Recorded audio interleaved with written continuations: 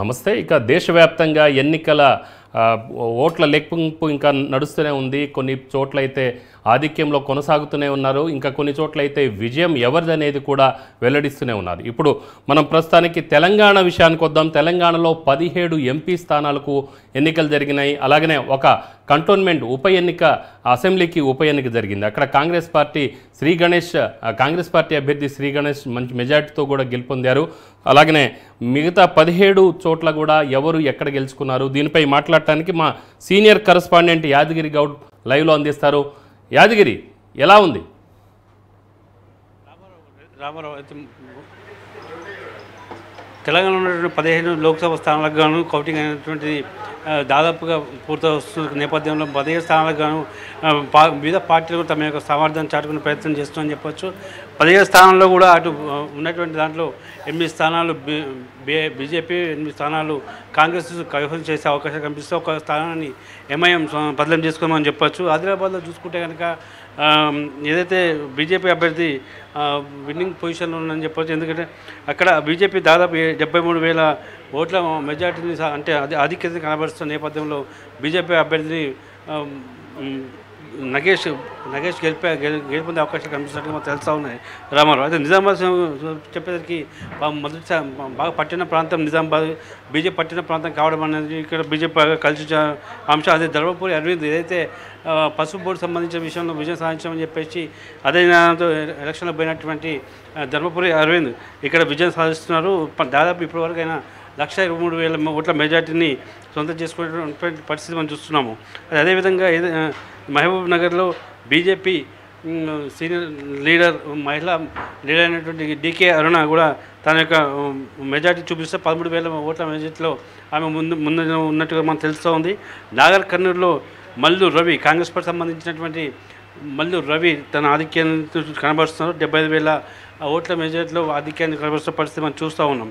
కరీంనగర్కి వస్తే బండి సంజయ్ బీజేపీ అధ్యక్షుడిగా పనిచేసినటువంటి, రాష్ట్ర అధ్యక్షుడు పనిచేసినటువంటి మాజీ అధ్యక్షుడు బండి సంజయ్ ఒక విజయము తథ్యమని చెప్పి తెలుస్తోంది. 164,000 ఓట్ల మెజార్టీతో ఆయన ముందంజలో కొనసాగుతున్నారు. పెద్దపల్లిలో గడ్డం వంశీ, ఏదైతే కాంగ్రెస్ పార్టీ సంబంధించినటువంటి గడ్డం వంశీ తన యొక్క ఆధిక్యాన్ని కొనసాగిస్తున్న పరిస్థితి మనం పెద్దపల్లిలో చూస్తాం. వరంగల్లో కాంగ్రెస్ అభ్యర్థిగా ఉన్నటువంటి బీఆర్ఎస్ పార్టీ నుంచి కాంగ్రెస్ పార్టీకి వెళ్ళినటువంటి కడియం శ్రీహరి కూతురు కడియం కావ్య తన అత్యధిక మెజార్టీని కనబరుస్తున్నారు. 188,000 ఓట్ల మెజార్టీలో ముందంజలో ఉన్నట్టుగా మనకు తెలుస్తూ ఉంది. మహబూబ్నగర్లో కాంగ్రెస్ అభ్యర్థి బలరాం నాయక్ 3,14,000 మెజార్టీని చూపిస్తున్న పరిస్థితి మనం చూస్తున్నాం. చేవెళ్ళలో ఏదో బీజేపీకి సీనియర్ నాయకుగా ఉన్నటువంటి కొండ విశ్వేశ్వరరెడ్డి చేవెళ్ళలో విజయం దిశగా దూసుకుపోతున్న పరిస్థితి మనకు కనిపిస్తుంది. మొత్తం 107,000 మెజార్టీలో ఇంకా ఆధిక్యత కొండ విశ్వేశ్వరరెడ్డి చూపిస్తున్న పరిస్థితి కనిపిస్తుంది. ఇక్కడ బీజేపీ కూడా విజయం సాధించే అవకాశం స్పష్టంగా కనిపిస్తున్నాయి. భువనగిరికి వచ్చేసరికి భువనగిరి కాంగ్రెస్కు శ్యామ్ కిరణ్ కుమార్ రెడ్డి ఆధిక్యతను కనబరుస్తున్నారు. 179,000 ఓట్ల మెజార్టీని చూపిస్తున్న పరిస్థితి మనకు భువనగిరిలో కనిపిస్తోంది. మొత్తం మీద చూసుకుంటే కనుక ఈ నల్గొండలో కూడా అటు కాంగ్రెస్ పార్టీ హవా నడుస్తుందని చెప్పచ్చు. కాంగ్రెస్ పార్టీ సంబంధించినటువంటి రఘువీర్ రెడ్డి 5,69,000 ఓట్లు, అంటే తెలంగాణలో మొత్తం చూసుకుంటే కనుక అత్యధిక స్థాయిలో 169,000 ఓట్ల మెజార్టీలో దూసుకుపోతున్న పరిస్థితి. ఇక్కడ విజయం క్లియర్ కట్గా అధికారులు అనౌన్స్ చేయాల్సిన అవసరం ఉంది. ఖమ్మంలో చూసుకుంటే ఖమ్మం రఘురామ్ రెడ్డి 44,300 ఓట్లు, 3,000 ఓట్లు, 30,000 ఓట్లను మెజార్టీలో కొనసాగుతున్నారు. హైదరాబాద్లో ఎంఐఎం తన స్థానాన్ని సుస్థిరం చేసుకుంది.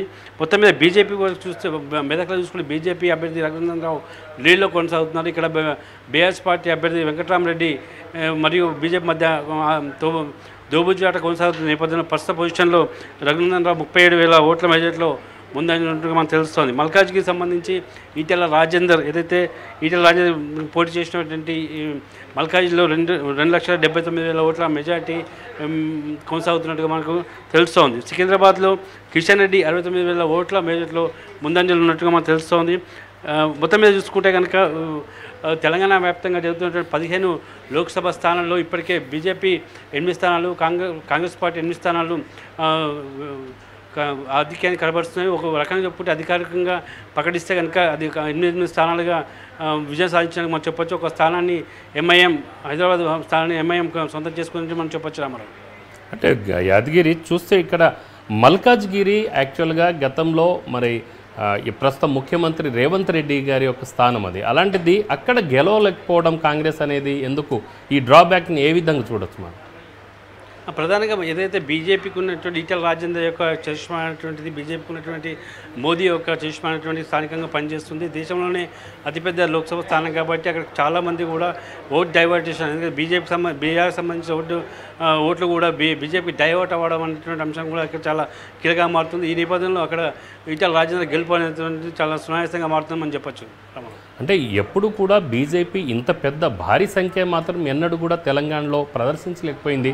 కానీ గత ఎన్నికల్లో చూస్తే 5 స్థానాలు, ఈసారి 8 స్థానాలకు ఎగబాకింది అంటే దీన్ని ఏ విధంగా చూడాలి? At the same time BJP దేశవ్యాప్తంగా చూస్తే ఏమో కొన్ని చోట్ల అంటే దాదాపు ఒక 60-70 సీట్లను తగ్గించుకుంది, ఈసారి పడిపోయింది అన్నమాట. సో ఇక్కడ అదే తెలంగాణలో అలాగనే ఇటు ఆంధ్రప్రదేశ్ చూస్తే, అంటే తెలంగాణలో చూస్తే ముఖ్యంగా ఇక్కడ భారీగానే ఇంకొక 3-4 స్థానాలు పెంచుకోబోతుంది అని చెప్పేసి కూడా మనం అనవచ్చు. ఇది సో బీజేపీ ఏ విధంగా చూడవచ్చు ఇక్కడ తెలంగాణలో బీజేపీ తన యొక్క ప్రాబల్యాన్ని ఇంకా కొంచెం పెంచుకోబోతుందని చెప్పేసి అనవచ్చా?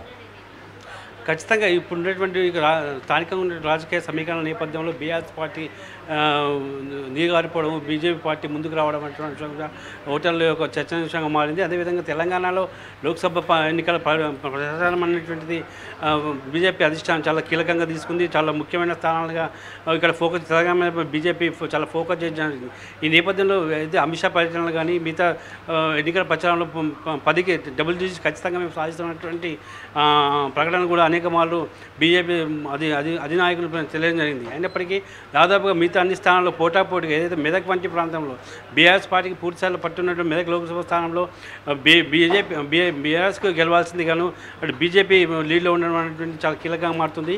మొత్తం మీద బీజేపీ పార్టీ, కాంగ్రెస్ పార్టీ మాత్రమే తెలంగాణలో అధిక స్థానాలు అంటే ఓట్లు సీట్లను సమానంగా తీసుకుంటున్నాయి. ఒక ఎంఐఎం స్థానం ఒకటి తన ఖాతాలో వేసుకుంటుంది. కానీ ఒకటి మాత్రం తెలంగాణ వ్యాప్తంగా చాలా పట్టినటువంటి ఏదైతే బీఆర్ఎస్ పార్టీ అనుకున్నామో ఈ ఎలక్షన్లో లోక్సభ ఎన్నికల్లో ఒక్క స్థానంలో కూడా బీఆర్ఎస్ పార్టీ కనిపించకపోవడం చాలా చర్చనీయాంశంగా మారుతుందని చెప్పొచ్చు. రామారావు చాలా కిల్లింగ్ కూడా అని కూడా చెప్పవచ్చు. ఇక్కడ బీఆర్ఎస్ నిజంగా కేవలం ఒక 5-6 నెలల క్రితము గవర్నమెంట్లో ఉన్న బీఆర్ఎస్ కనీసం ఎన్నడూ కూడా గవర్నమెంట్ ఫామ్ చేయని బీజేపీ 8 స్థానాలు గెలుచుకుంది అంటే కనీసం మొన్నటి వరకు పవర్లో ఉన్న బీఆర్ఎస్ ఇక్కడ ఒక్క స్థానంలో కూడా లేకపోవడం అసలు ఎంత దారుణం. అసలు దీన్ని ఎలా చూడాలి? దీన్ని పార్టీ వైఫల్యం అంటారా?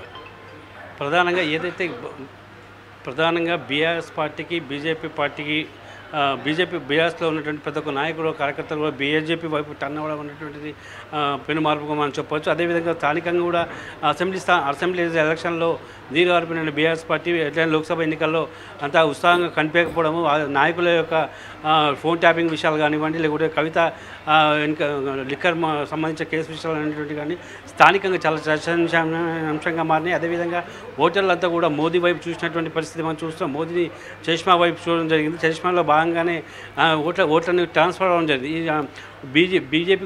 బీఆర్ సంబంధించినటువంటి ప్రతి ఓట్లు కూడా బీజేపీకి టర్న్ అవ్వడం అనేటువంటి కీలకంగా మారిందని మనం చెప్పుకోవచ్చు.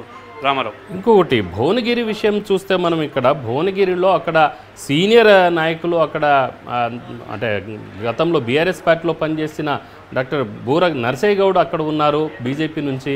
అలాగనే ఇక్కడ చామల కిరణ్ కుమార్ రెడ్డి అక్కడ కొత్త వ్యక్తి అని చెప్పేసి, అంటే జనానికి తెలుసువేమో కానీ మొత్తానికైతే కొత్త ముఖం, జస్ట్ డమ్మీలాగా పెట్టారని చెప్పేసి కొంత విమర్శలు కూడా వచ్చాయి. దాంతోపాటు అక్కడ సిపిఎం పార్టీ కూడా కొంత ఓట్ బ్యాంక్ని లాగేస్తుంది, కాంగ్రెస్ సంబంధించిన ఓట్ బ్యాంక్ అని కూడా అక్కడ అనుకున్నారు. బీజేపీ ఖాయంగా గెలుస్తుంది అక్కడ అని చెప్పేసి కూడా అనుకుంటున్నారు. ఈ సమయంలో అక్కడ అనూహ్యంగా చామల కిరణ్ కుమార్ రెడ్డి ఆధిక్యం కొనసాగించడం, గెలుపు దిశగా పయనించడం, దీన్ని ఎలా చూస్తారు? ప్రధానంగా శ్యామల కిరణ్ కుమార్కి కాంగ్రెస్ పార్టీ సంబంధించినటువంటి అధిష్టానం అంతా కూడా చాలా సపోర్ట్గా ఉంది. అక్కడ స్థానికంగా ఏదో రేవంత్ రెడ్డి కూడా మిగతా భాగం కూడా చాలా ఛాలెంజ్ తీసుకొని పనిచేయడం వల్ల ఈ యొక్క గెలుపు సాధ్యమవుతుందని మనం చెప్పొచ్చు. రామారావు అంటే ఇప్పుడు ఇంకొకటి చూస్తే ఎంఐఎం దాదాపు ఎప్పుడైతే ఎలక్షన్స్ అనేది మన భారతదేశంలో స్టార్ట్ అయిందో అప్పటి నుంచి ఎంఐఎం గెలుచుకుంటూనే వస్తుంది.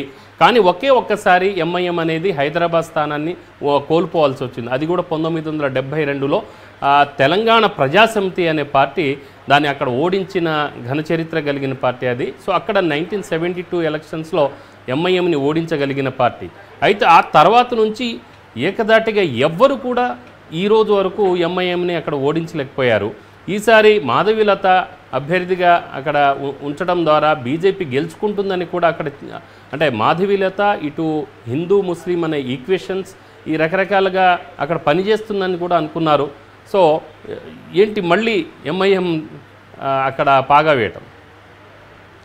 ప్రధానంగా ముస్లిం కోటాగా ఉన్నటువంటి ఎంఐఎం హైదరాబాద్ అనేటువంటిది ఖచ్చితంగా పాత బస్తీ మిగతా చూసుకుంటే కనుక అత్యధిక సంఖ్యలో ముస్లిం ఓటర్లు ఉంటారు. ఇక్కడ ఖచ్చితంగా మాధవీలత గెలుపు కోసం బీజేపీ కూడా ప్రయత్నం చేసింది. మాధవీలత చేసినటువంటి హడావుడి కూడా మనందరికీ తెలుసు. అదే మొత్తం మీద మాధవీలత ఎంఐఎంను గెలుపు ఓడించేది కానీ తీవ్రంగా కృషి చేసినప్పటికీ బీజేపీకి సంబంధించినటువంటి ఉన్నత స్థాయి సంబంధించినటువంటి నాయకులతో కూడా ప్రచారం చేసినప్పుడు కూడా ఫలితాలు తారుమారుగా కనిపిస్తున్నాయి. అక్కడ ఖచ్చితంగా ఎంఐఎంఏ విజయాన్ని సొంతం చేసుకునే అవకాశం మనకు స్పష్టంగా కనిపిస్తుంది. కాకపోతే ప్రధానంగా చూసుకుంటే కనుక మాధవీలత అనేది నేషనల్ ఫిగర్గా మారిపోయింది. ఈ ఎలక్షన్లో మాధవీలత చేసినటువంటి హడావుడి ఆర్భాటాలన్నీ కూడా కేవలం అంగులకు మాత్రమే ఆర్భాటాలకు మాత్రమే పరిమితమైనట్టుగా మనకు తెలుస్తుంది. అక్కడ చాలా మటుకు హిందూ ఓటర్ని గ్యాదర్ చేసేందుకు చాలా రకాలుగా ప్రయత్నం చేసినప్పటికీ కూడా ఫలితాలు మాత్రం ఎంఐఎంపై అనుకూలంగా కనిపిస్తున్నాయి. రామారావు, అంటే ఇప్పుడు కాంగ్రెస్ కూడా బలంగా తన వాదనని వినిపించింది. అంటే రిజర్వేషన్, అలాగనే రాజ్యాంగ మార్పు, సంక్షేమం, ఈ మూడింటి మీద ఈ సంవత్సరం ఈ ఏడాది ఎలక్షన్స్ బాగా జరిగినాయి. సో ఈ ఎలక్షన్స్ సినారియో మొత్తం ఈ మూడింటి మీద బాగా నడిచింది ఏ రాష్ట్రంలో చూసినా. ఇక్కడ హైదరాబాద్లో కూడా మెయిన్ కీలకమైన వ్యక్తి రేవంత్ రెడ్డి ఆ యొక్క రిజర్వేషన్ని మార్చేస్తారు అని కూడా అసలు తీసేస్తారు, మైనారిటీ 4% ఏదైతే ఉందో అది తీసేస్తారని కూడా ఆయన ప్రచారం చేశారు. సో దీని మీద ఆయన మీద కేసు కూడా జరిగింది. సో దీన్ని బట్టి కూడా ఎందుకు ఎఫెక్ట్ కాలేకపోయింది? అలాంటి అట్ ద సేమ్ టైం 50-50 అనేది షేర్ చేసుకోవాల్సి వచ్చింది ఇక్కడ సీట్. ఏదైతే బీజేపీ పార్టీ మీద ఏదైతే రాజ్యాంగం మారుస్తారు, చట్టాలు మారుతాయి అనేటువంటి అంశంపైన కాంగ్రెస్ పార్టీ లీడ్ తీసుకొని ప్రచారం చేసింది. బీజేపీ అధికారంలోకి వస్తే మెజార్టీ స్థానాలు కైవసం చేసుకుంటే కనుక ఖచ్చితంగా పెను మార్పులు జరగబోతున్నాయి అనే అంశం మీద కాంగ్రెస్ పార్టీ లీడ్ తీసుకొని ప్రచారం చేసేటప్పుడు కూడా అది గ్రౌండ్ స్థాయిలోకి పోకపోవడము, అందులో పోలింగ్ సమయానికి చేరువలో ఇలాంటి ప్రచారాన్ని కాంగ్రెస్ పార్టీ లేవనెత్తిన అంశాల్లో ఖచ్చితంగా కాంగ్రెస్ పార్టీ ఫెయిల్ అయిందని చెప్పచ్చు. అనుకున్న స్థాయిలో డబుల్ డిజిట్స్ సాధిస్తామని చెప్పేసి కాంగ్రెస్ పార్టీ భావించినప్పటికీ అంత స్థాయిలో తెలంగాణ కనపడకపోవడం అనేటువంటి అంశం పైన కూడా ఇప్పుడు కాంగ్రెస్ అధిష్టానం పునరాలోచన పడింది. అయితే మొత్తం మీద చూసుకుంటే కనుక బీజేపీతో సమానంగా అంటే కాంగ్రెస్ పార్టీతో స్థానికంగా ఉన్నటువంటి అధికారంలో ఉన్నటువంటి కాంగ్రెస్ పార్టీతో సమానంగా బీజేపీ పార్టీ గట్టి పోటీ ఇచ్చి ఈక్వల్గా అంటే 8 స్థానాలు సొంతం చేసుకునే స్థాయిలో కూడా పనిచేసిందని మనం చెప్పచ్చు. Thank you Yadagiri Goud.